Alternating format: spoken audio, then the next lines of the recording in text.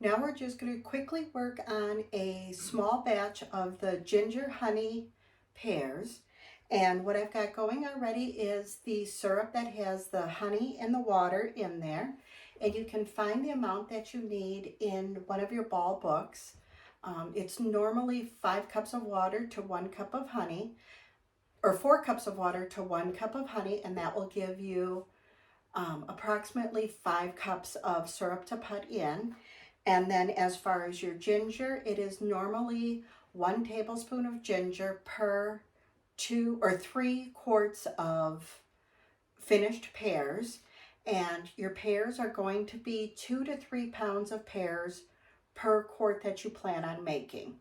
So I'm just going to finely grate my ginger into my honey, and I've already peeled it, and then I am just using a standard kitchen grater, and you just run it across your grater quite quickly, and it gives you a nice fine grate so that you don't hit a big chunk of spicy ginger if that is a flavor that you don't particularly enjoy.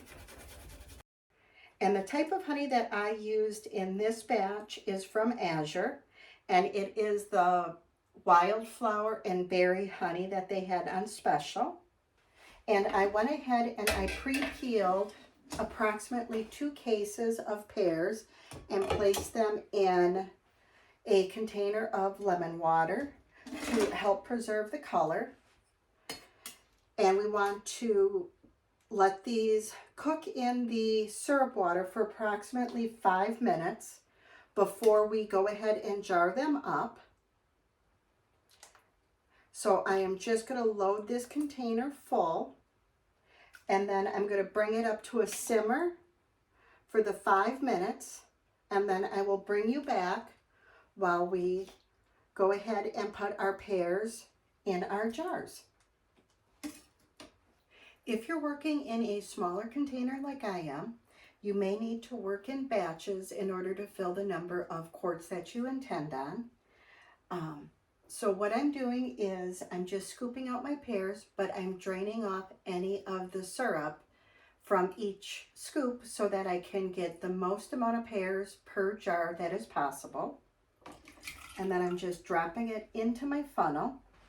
And then if anything gets caught in the funnel, then I'm just using my knife to kind of catch the clog and then help them through. And then usually they're just dropped in. And you're just packing your jars as you normally would with any other product. And with this, we want to fill our jars with 1/4 inch of headspace. And we are going to process for 10 minutes in a water bath canner. So this you do not need to bring out your pressure canner for. So this is a nice, quick, and easy project that really you can roll through pretty quickly.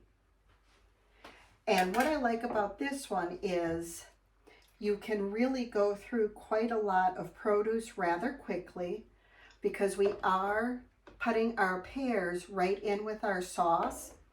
So by doing that, our pears are going to shrink a bit.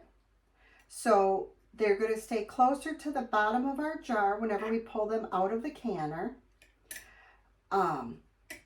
So you get a little bit of a prettier look to your finished product, but you are going to go through quite a lot more produce than you would if you cold pack something. Like with our grapefruit, we just peeled it, plopped it in, and then canned it that way. With this, all the shrinking will happen while it's in the syrup and developing the flavor with the honey and the ginger. So then once you're happy with how you've got your fruit laid out in your jar, and I usually lay my fruit down just a little bit so I can make sure that I have enough room once I debubble that I'm not going to have to remove fruit after I fill everything up. Then I just do ladlefuls of just my syrup, and I bring it pretty close to that 1/4 inch headspace, and I go ahead and I debubble. And as you debubble, your fruit will move around quite a lot. And you can see that after we debubbled, we are still quite a lot off of that 1/4 inch headspace, even though we were right on it just before. So we need to add a little bit more syrup back in to bring us back to the appropriate amount of headspace. And then you just go on and continue canning and rolling through as many batches as you need to fill the number of quarts that you would like.